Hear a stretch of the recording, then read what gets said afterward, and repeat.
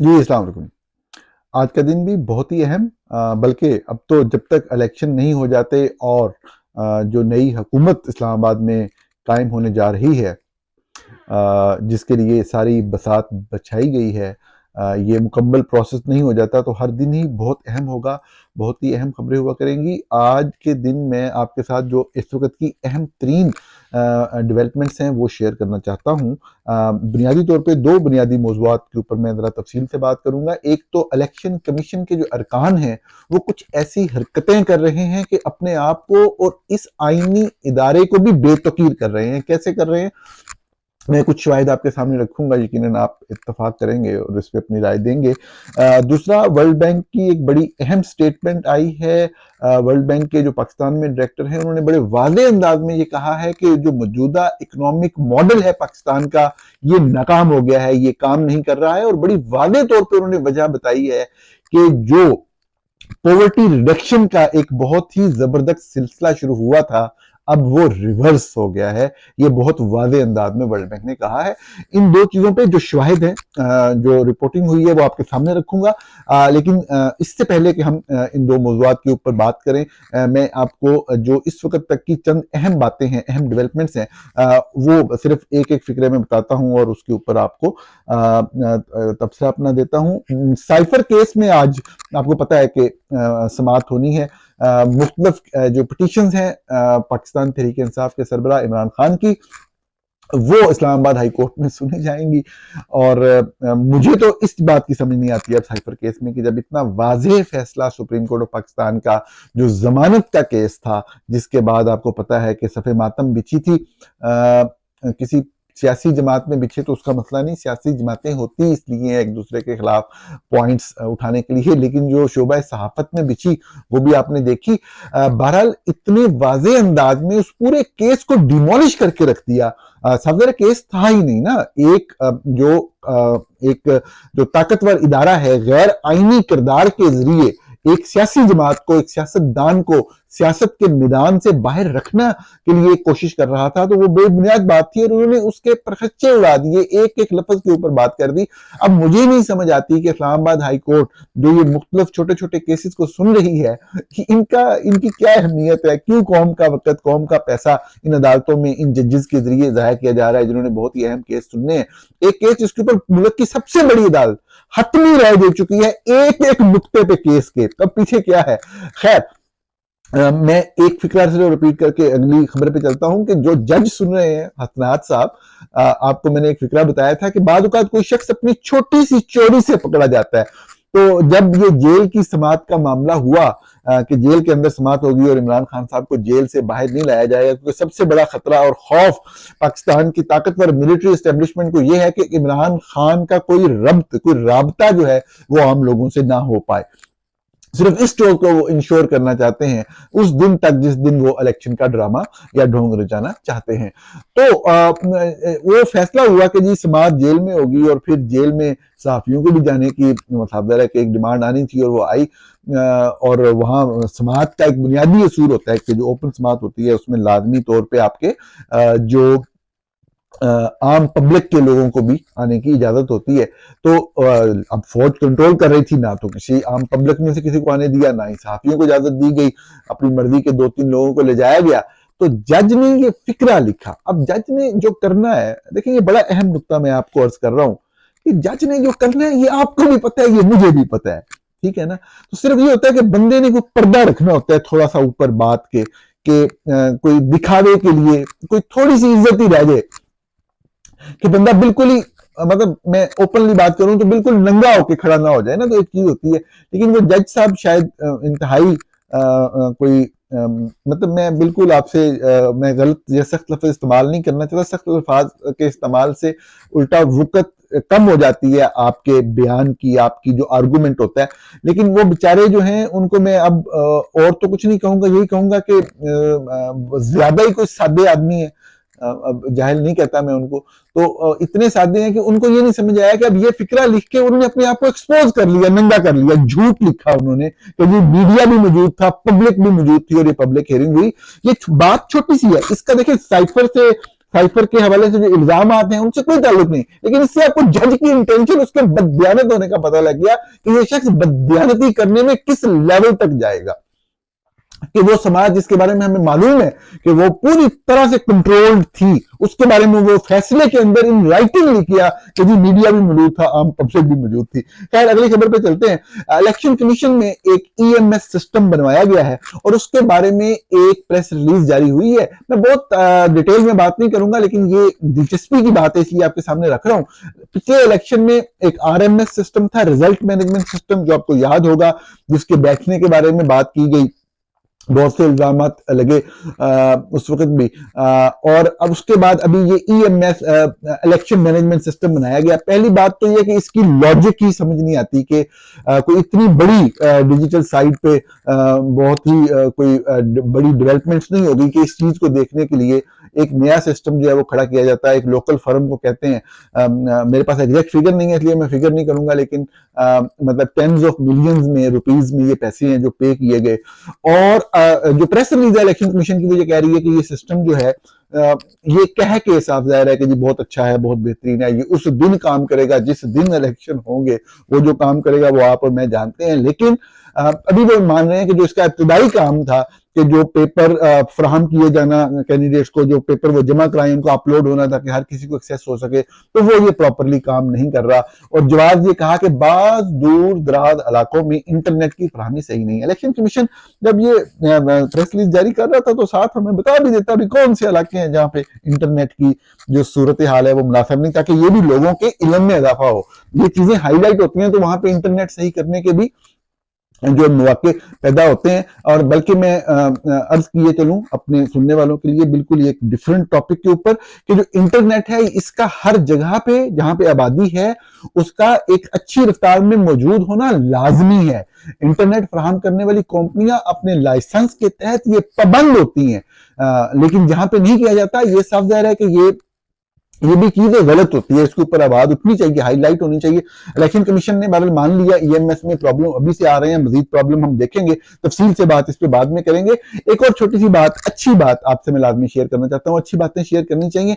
हमारे सीनियर सहाफी हैं इमरान रियाज, जिनके बारे में आप जानते हैं, इमरान रियाज खान गायब थे और बहुत ही बुरा वक्त उनकी फैमिली पे और उनको जो सुनने वाले थे उनके ऊपर था, और बड़ा जुल्म की बात थी और बड़ी बेइज्जती की बात आज तक और हमेशा के लिए पाकिस्तान के लिए रहेगी कि आप उनसे एग्री करें डिसएग्री करें। मैंने हमेशा ये बात कही कि एक प्रोमिनेंट जर्नलिस्ट, आम शहरी के क्या हालात होंगे आप सोचें, आप रोएं इस बात के ऊपर कि एक प्रोमिनेंट जर्नलिस्ट आज के दिन तक भी हमें ये नहीं पता कि उन्हें कौन उठा के ले गया था और वो किधर थे। और आपस की बात के वो खुद भी ये बात मतलब साफ है कि नहीं कह सकेंगे। हम समझते हैं कि जो पाकिस्तान के हालात हैं तो ये निजाम है, ये पाकिस्तान है, इसको आपने आगे लेके जाना है। मैंने और आपने, हम जो बातें करते हैं बड़ी बड़ी कि एक प्रोमिनेंट जर्नलिस्ट जो है उसको किस तरीके से गायब किया गया, वो किस तरीके से वापस आया, उसके अब क्या हालात हैं। एक अच्छी चीज ये हुई, मैंने पहले भी आपको अर्ज किया कि जर्नलिस्ट वही होता है जो खबर देना जिसका शोबा होता है वो पूरी भरपूर तरीके से कोशिश करता है, तहकीक करता है और खबर देता है। बाद खबर देने में या बात करने में गलती हो जाती है, बिल्कुल परफेक्ट 100% परफेक्ट खबरें हमेशा वही लोग देते हैं जो एजेंसियों के लिए काम कर रहे होते हैं, और वो फिर एजेंसियों के जो प्रोपेगेंडा या उनका जो नैरेटिव या उनका जो बयानिया या एजेंडा होता है फिर उसको भी फॉलो करते हैं। लेकिन सहाफी से अपने काम में गलती हो जाती है, लोगों का जो ताल्लुक होता है सहाफी से वो उसकी बात पे यकीन करते हैं, और इस बात से लोगों का यकीन मजीद बढ़ता है कि अगर कभी कोई शख्स, कोई सहाफी अपनी कही हुई बात की तस्दीक कर ले कि ये बात मैंने जो कही या रिपोर्ट की इसमें ये खामी थी, असल बात इस तरह से है, या ये मैंने आपके सामने एक नुक्ता नजर रखा था, ये गलत है, मैं इसको वापस लेता हूं, असल बात मुझे। इस चीज से इंसान की क्रेडिबिलिटी में, इंसान की साख में, इंसान की इज्जत में इजाफा होता है, और लोगों का ये कॉन्फिडेंस बढ़ता है कि ये शख्स जो है ये शोबा खबर से ताल्लुक रखता है, शोबा सहाफत से ताल्लुक रखता है, और ये शख्स या तो सही खबर देता है, और अगर कभी कोई ऊपर नीचे बात भी हो तो ये हमें उसकी सही सूरत भी सिखाता है। मुझे बड़ी खुशी हुई, आप लोगों ने भी देखा और आप लोग इसके ऊपर तब से भी सुन चुके होंगे, लेकिन मैंने भी अपना फर्ज समझा क्योंकि मुझे खुशी इस चीज की बहुत हुई कि मैं बयान करूं कि वो उन बलूचिस्तान के हमारे जो वहां से मुजाहिरीन आए हुए हैं, जिनमें ज्यादातर खवातीन हैं, हमारी बहनें हैं, हमारी बेटियां हैं जो अपने खानदानों के ऊपर होने वाले मजालम की इंतहा को मतलब है कि वो रियासत का के सामने अपना सीना चीर के एहतजाज कर रहे हैं वो लोग बेचारे, और किस तरीके से उनके खिलाफ एक मीडिया के अंदर गंदी और प्रोपेगेंडा वार चलाई जा रही है वो भी आपके सामने उसके ऊपर भी बात यकीनी तौर पे हम करते रहेंगे। और सबसे ज्यादा अफसोस जिस बात पे होता है, मैं बात करते हुए ये मेरा स्टाइल है, आपको लगता होगा मैं हंस रहा हूँ, मैं हंसता नहीं, मुझे अफसोस का अंदाज भी मेरा इसी तरह का ही है कि वो बेचारे वहां से चले बलूचिस्तान से कि उनके गुमशुदा अफराद हैं, उनके खिलाफ एहतजाज करने के लिए, तो गुमशुदा अफराद के मार्च के अंदर शामिल लोग गुमशुदा हैं। अब उनका मुतालबा सुन के रोना आता है। वो पिछले गुमशुदाओं की बात नहीं कर रहे, वो अब ये बात कर रहे हैं कि जो हमारे साथ चले थे वो भी गुमशुदा हैं, रियासत अपने जुल्म की इंतहा करे। खैर, इमरान रियाज साहब बड़े मकबूल सहाफी पाकिस्तान के, हर मौजू पे इजहार ख्याल करते, तो बलूचिस्तान के हवाले से कभी उन्होंने कोई सख्त जुमले कहे, उनका ख्याल ये था कि ये जिन लोगों के खिलाफ रियासत अमल एक्शन लेती है तो ये जस्टिफाइड होता है, या कोई उन्होंने जस्टिफाई करने की कोई भी अल्फाज इस्तेमाल किए तो उनको इस बात के ऊपर एहसास हुआ कि वो गलत थे, उनको समझ आ गई पूरे मामले की, और उन्होंने किसी इंटरव्यू में भी इसकी बात की। और सबसे बड़ी खूबसूरत बात कि उन्होंने माफी मांगी जाके कि मैंने जो कहा था गलत कहा था। ये मैं आपको बताऊं, इसमें एक तो बड़ेपन की अलामत होती है, और दूसरी सबसे बड़ी बात जो मुझे अच्छी लगती है, किसी भी कभी भी कोई सहाफी अपनी तस्दीक करे, अपनी गलती को मान ले, तो वो असल में प्रोफेशनल सहाफी होता है। तो मैं इस चीज को कहना चाहता हूं कि ये बहुत बड़ी हमारे लिए, पाकिस्तान के लिए एक बहुत बड़ी बात है कि हम सब लोग एक सेम पेज पे हैं। ये जो लोग नफरतें फैलाने वाले लोग हैं, याद रखिएगा, ये अहम नुक्ता है, इसके बाद हम प्रोग्राम के मौजू के ऊपर आते हैं। ये जो लोग नफरतें फैलाने वाले लोग हैं ना, जब मैं कहता हूँ ना हमारी कामयाबी, इसका मतलब है कि पाकिस्तान की कामयाबी, पाकिस्तान से मुराद क्या है, ये लोग आपको कंफ्यूज करते हैं। जो एस्टेब्लिशमेंट के एजेंट होते हैं ना, ये मफादात के लिए काम कर रहे होते हैं, पैसे के लिए, अपनी जिद अना को पूरा करने के लिए और जायदादें बनाने के लिए दुनिया भर में इनके अपने एजेंडाज होते हैं। असल में पाकिस्तान की कामयाबी क्या होती है, जब बलोची, पख्तून, सिंधी, पंजाबी, सराइकी, बरोही, किसी भी जबान के बोलने वाले लोगों में कोई फर्क ना हो, वो एक कौम की मानद, एक यूनिट की मानद, वो हर मौजू के ऊपर, हर कौमी मौजू के ऊपर एक यकजहती का मुजाहरा जो वो कर रहे हो, तो ये पाकिस्तान की कामयाबी होती है। निकामी क्या होती है ये भी बता देता हूँ, फिर मौजू के ऊपर आते हैं। निकामी ये होती है कि जिस तरह एक सियासी जमात को इलेक्शन लड़ने से रोका जा रहा है, उस सियासी जमात के लिए काम करने वाले सहाफियों की, माजरत के साथ उन सहाफियों की मां मरी पड़ी है कि बल्ला का निशान वापस लिया गया था, तो इस्लाम पेशावर हाई कोर्ट ने वापस क्यों कर दिया इलेक्शन कमीशन के इस घटिया फैसले को, गलत फैसले को उन्होंने स्ट्रेटन कर दिया। तो वो सहाफी जो है वो दलीलें तराश के ला रहे हैं कि नहीं ये अब दोबारा से होगा, हम काजी फायजी साहब के पास जाएंगे और इनका बल्ला खत्म करेंगे। और मतलब इलेक्शन साफ है कि उनको पता है कि एक ही हल है कि किसी तरीके से पीटीआई बतौर पार्टी जो है वो इलेक्शन में ना जाए, तो फिर कोई हमारे सर्वाइवल और हमारे मफादात जो मिल रहे हैं उनके जारी रहने का सिलसिला। लेकिन मैं अभी ये बात क्यों कर रहा हूँ बलोचियों की और पाकिस्तान की कामयाबी के तनाजुर में, कि आप देखें कि हमारे यहाँ किस तरह से नफरतें फैलाई जाती हैं कि जी पेशावर हाईकोर्ट का क्या काम है इस मामले में। अब देख रहे हैं ना भाई, इलेक्शन कमीशन का जो भी फैसला है हमारे आइन के तहत, इस वक्त जो सिस्टम है उसके तहत, वो पहले एक हाईकोर्ट में चैलेंज होना है। ये बुनियाद सुप्रीम कोर्ट में हो ही नहीं सकता, ठीक है ना। तो अब क्यों नहीं, पेशावर हाईकोर्ट कहां से आ गई? कोई फैसला आप देख लें बलोचिस्तान हाईकोर्ट से आए, ये इनका तो काम ही नहीं है, इनकी ज्यूरिसडिक्शन ही नहीं है। सिंध हाईकोर्ट के बारे में तसुब का इल्जाम लगाएंगे, बलोचियों के साथ ये सही हो रहा है। आप देख रहे होंगे जितने नून लीग के ये एंकर पर्सन आपको नजर आ रहे हैं, ये नफरतें फैलाने के लिए सिर्फ ये इस फैमिली का काम ही पहले दिन से ये था कि नफरत फैलाएं, जाग पंजाबी जाग तेरी पग नूं लग गया दाग। आप सब लोग जानते हैं ना, ये नफरतें फैला के पाकिस्तानियत को कमजोर किया गया, पाकिस्तान को कमजोर किया गया। आज के दिन आप देखें इनसे एसोसिएटेड जितने भी लोग हैं कि ये तो जी अपनी हाईकोर्टों को इस्तेमाल कर रहे हैं और अपना ये कर रहे हैं और वो कर रहे हैं। यही लोग बदतरीन लफ्ज इस्तेमाल करते हैं सिंधियों के बारे में, उन्हें मुतअस्सब कहते हैं। ये लोग महाजरों के बारे में जो लफ्ज इस्तेमाल करते हैं आप जानते हैं। और सिर्फ साझर है पंजाब के चंद इलाकों में, और केपीके का भी आपको पता है हजारा बेल्ट जो कि पंजाब से करीब हर तरह से बनती है, तो वहां पे प्रेजेंस है। और कोई भी ऐसी पार्टी, कोई ऐसी सियासी जमात जिसकी कौम पाकिस्तान के तमाम हिस्सों में वजूद हो, उसको ये तस्लीम ही नहीं करते बिल्कुल ही। खैर, हम आते हैं आज की मौजूआत की तरफ। और भी चीजें हैं, ये आपसे अगले व्लॉग में डिस्कस करूंगा। वर्ल्ड बैंक ने एक बड़ी अहम स्टेटमेंट दी है। अखबार डॉन ने भी इसको रिपोर्ट किया है, तो मैं डॉन की ही आपको दो फिक्रे सिर्फ बता के उसके ऊपर बात करूंगा कि जो पाकिस्तान में कंट्री डायरेक्टर हैं, नजे भैंसीन नाम है इनका, और इनका कहना है कि Pakistan current economic model is not working since it has fallen behind its peers. Significant progress in poverty reduction has now started to reverse, and benefits of growth have accrued to a narrow elite, observes world bank country director. तो basic जो उन्होंने कहा कि आपका economic जो system है ये काम नहीं कर रहा। ये वही बात है जो हमारे बहुत से माहिरीन मौशियत बार बार कह रहे हैं कि किस तरीके से जो पॉलिटिकल इंटरवेंशन होती है या जो मफाद परस्त सियासी अनासर होते हैं, जब वो इस तरह से सिस्टम के अंदर इंटरवेन करते हैं, गलत पॉलिसियां लेके आते हैं, अच्छी पॉलिसियों को रोक देते हैं, तो मतलब यही चीज होती है कि फिर आपका मॉडल और फिर जो आलमी मालियाती इदारे हैं वो डिक्लेयर करते हैं बाकायदा कि आपका निजाम फेल हो गया। और बाकायदा देखिए, मैंने इसको इसलिए किया आपसे शेयर करने के लिए कि बाकायदा रीजन बताई उसने। उन्होंने बाकायदा रीजन बताई कि वजह ये है कि the significant progress in poverty reduction has no started to reverse, कि जो आपने पॉवर्टी गुर्बत को कम करने का एक जबरदस्त सिलसिला जो शुरू हुआ था, बेहतरीन तरीके से आगे चल रहा था, उसको अब रिवर्स कर दिया गया है, अब रिवर्स हो गया वो। तो यही वाली चीज जो है, ये बुनियादी बात है जो कि हमें सबको समझने की जरूरत है कि किस तरीके से। एक आधी चीज मैं और बता देता हूँ। कहते हैं कि there is a broad consensus that action is needed to change policies that have plagued development, benefited only a few। चंद लोगों की मफाद के लिए पॉलिसियां बनती हैं, ज्यादातर लोगों को मेजॉरिटी के मफाद को मद्देनजर नहीं रखा जाता। Benefited only few and led to a very volatile and low growth. अब मैं आपको अर्ज करूं कि मुझे याद है कि इस्लामाबाद में बैठे सहाफी, जब साहब के IMF वाले मामला चल रहे थे शुरू में, और साहब एक चैनल के जरिए बार बार ये साबित किया जा रहा था जी इकोनॉमी कोलैप्स कर रही थी और सर्वाइवर्स आ गए हैं इकोनॉमी के, और वो सारा कुछ आपको याद होगा।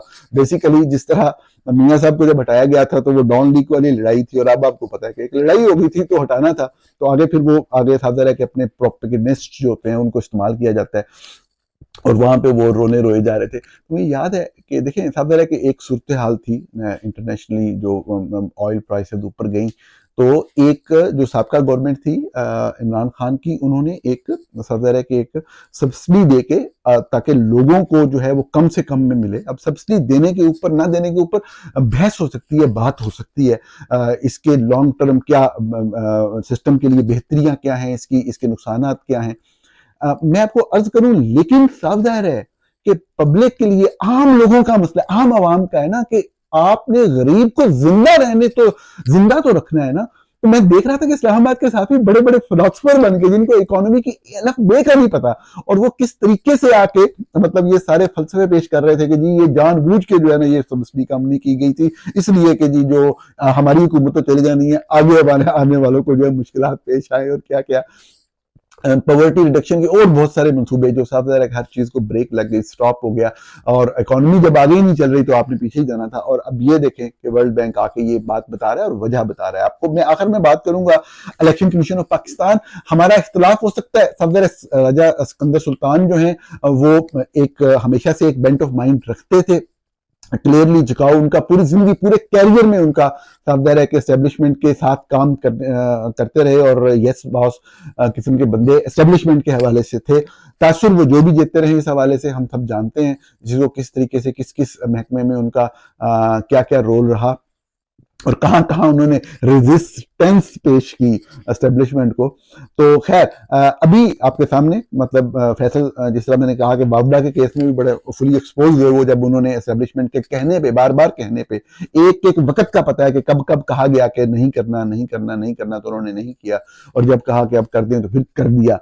तो ये भी पता था। अभी आपके सामने जो तरीके इंसाफ को जिस तरह टारगेट किया गया, आप जो मर्जी फैसले सुनाएं, किसी को कोई अर्थ नहीं, लेकिन एक पॉलिटिकल पार्टी को, पूरी नेशनल पॉलिटिकल पार्टी को आप टारगेट कर रहे हैं, एक नो बॉडी के जिसका कोई तल्लक नहीं पार्टी के, उसके केस के ऊपर, उसकी पिटीशन के ऊपर, तमाम रूल, तमाम प्रेसिडेंट्स को आप सेट असाइड करते हुए अब क्या है, मैं आपको डिस्कस क्यों कर रहा हूं कि यार फिर भी चलो जितना भी इख्तलाफ हो जाए, कोई आईनी इदारा होता है, कोई छोटी मोटी उसकी तकीर, कोई उसकी बात, कोई उसकी अहमियत किसी हवाले से हो सकती है। तो आप ये देखें कि जो 3 मेंबर्स जो मेंबर्स हैं इलेक्शन कमीशन ऑफ पाकिस्तान के, वो कितने बिजी होंगे आजकल, चंद हफ्तों के बाद इलेक्शन है, और उनकी जो है एक उन्होंने केस शुरू किया हुआ है कंटेम्प्ट ऑफ कोर्ट का, जिसमें साफ ज़ाहिर है कि पीटीआई के चेयरमैन इमरान खान को भी है। अब मसला ये है फौजी एस्टेब्लिशमेंट का कि जितने भी केसेस हैं, अब उनको खतरा है कि आखिर में आगे कि ये ना हो कि सारों में से खान साहब निकल जाए, और फैसला तो ये है कि इनको फंसाना जरूर है। अब हर केस में मतलब कि वो इंश्योर करना चाहते हैं कि पहले ही इलेक्शन से पहले सजा हो जाए ताकि इलेक्शन ना लड़ सकें पीटीआई चीफ। अब दूसरा मसला क्या है? दूसरा मसला यह है कि इमरान खान है जेल के अंदर और वो पेश नहीं हो सकते। अब उनके बगैर समात यानी कि ट्रायल का प्रोसेस जो है वो आगे नहीं चल सकता। तौहीने इलेक्शन कमीशन, तौहीने आपको पता, तौहीने अदालत के लोग खिलाफ होते हैं कि यार इस चीज को नहीं जजेस को इस्तेमाल करना चाहिए अनटिल अनलेस कोई बहुत बड़ी बात हो जाए। और अभी तो अगर फर्ज करें कोई तौहीने अदालत का केस भी होता, किसी बड़ी अदालत के अंदर कोई सीरियस मैटर भी होता, तो जो एक पॉलिटिशियन है इलेक्शन होने जा रहे हैं तो कहते हैं यार इलेक्शन के बाद सुन लेंगे, अभी इनको लड़ने दें। अब आम के लिए एक अदालत है जो सबसे बड़ी अदालत है, उसको भी फैसला करने दें। लेकिन वो लोग इलेक्शन कमीशन के मेंबरान अपने आप को इस हद तक बेतकीर करने पर उतर आए कि चूंकि फौज अब चाहती है कि ट्रायल हो, मुकम्मल हो, तो वो चल के वहां जाते हैं। मैं शेयर करूंगा, आप देख सकते हैं अपनी स्क्रीन पे, हमारे सीनियर सहाफी हैं, बहुत जबरदस्त रिपोर्टिंग करते हैं, अपडेट रखते हैं अपने ट्विटर अकाउंट के जरिए भी तमाम देखने वालों को। साकिब बशीर साहब जितने भी मामले, सारे मामले जब कोर्ट्स में चल रहे होते हैं तो कोर्ट्स की बिल्कुल जो एक्यूरेट रिपोर्टिंग है वो करते हैं। तमाम पॉलिटिकल पार्टीज इनसे नाराज होती हैं, नून लीग वाले इसलिए नाराज होते हैं, कोई खबर उनके खिलाफ जारी होती है, पीटीआई वाले इसलिए नाराज होते हैं, कुछ उनके खिलाफ जारी होती है। इन्होंने बहुत अच्छा लिखा है, इस हवाले से मैं इसलिए कोट कर रहा हूं इनको कि तौहीने इलेक्शन कमीशन केस में 3 मेंबरान 3 समातों से वक्त निकालकर अडियाला जेल इज्जत बहाल कराने जा रहे हैं, लेकिन फर्दे जुर्म फिर भी आयद नहीं हो सकी। बेहतर होता इलेक्शन कमीशन या तो सुनकर फैसला कर दे, जो ट्रायल का प्रोसेस किए बगैर नामुमकिन है, या फिर इलेक्शन तक मुलतवी ही कर दें कि बार बार के फ्री के जेल से भरे किसी इलेक्शन कमीशन की तकरीम के लिहाज से कोई अच्छा तासर नहीं छोड़ेगा। आप समझ गए वो क्या कहना चाह रहे हैं। मैंने शायद एक आधा बीच में लफ्ज मिस किया। बुनियादी तौर पे साकिब बशीर साहब अपने, मैंने अर्ज किया कि ट्विटर के जरिए और अपने यूट्यूब चैनल के जरिए ये लोगों को आगाह रखते हैं, खबर देते हैं, ताज़ा तरीन खबर और अहम तरीन डेवलपमेंट्स जो है उनसे देखने को मिलती हैं। मैं तो बाद ये देख रहा होता हूँ कि 3-4 अखबार पढ़ने और 5-6 प्रोग्राम देखने की बजाय एक साकिब साहब की आप ट्विटर टाइमलाइन देख लें तो आप अपडेट हो जाते हैं। कोई एक वीलॉग उनका सुनने को आपको पता लग जाता है पूरे मुल्क में अहम तरीन चीजें क्या हैं। तो ये कोर्ट के हवाले से अथॉरिटी है पाकिस्तान में इस वक्त। जितने भी अहम प्रोग्राम पाकिस्तान के टेलीविजन पे होते हैं जिसमें कोई कोर्ट्स के हवाले से या लीगल कोई इशू जो चल रहे हैं कोर्ट्स में हो, तो लाजमी तौर पे उसमें एज गेस्ट भी बैठे होते हैं हमारे भाई साकिब बशीर साहब। तो उनका ये कहना है कि ये अपने आप को बेतकीर कर रहे हैं जो इलेक्शन कमीशन के मेंबरान हैं, कि अपनी इज्जत को बहाल करवाने के लिए। यार बंदा जेल में है, आपके पास आ नहीं सकता, आप तौहीने इलेक्शन कमीशन की समाअत करने के लिए डेला जेल में जाकर लाइन में लग जाते हैं कि हमने समाअत करनी है, हमारी तौहीन हुई थी फला दिन। और उन्होंने हल बता दिया कि अगर तौहीन हुई या करानी है तो आप मतलब इंतजार कर रहे हैं इलेक्शन तक का। असल मसला साफ है, लेकिन आप सब लोग जानते हैं कि असल मसला ही इलेक्शन ना लड़ने देने का है। ये चीज बहुत अहम थी क्योंकि किसी भी आईनी इदारे को इतना बेतकीर नहीं हो जाना चाहिए कि रियासत ही जो है वो ऐसे लगे कि नॉन एग्जिस्टेंट है, कि एक बनाना रिपब्लिक है। नाजरीन, आपका प्रोग्राम देखने का बहुत शुक्रिया। आपसे अगले वीलॉग में जो बहुत अहम डेवलपमेंट्स इस वक्त हो रही है इस हवाले से मुलाकात होगी।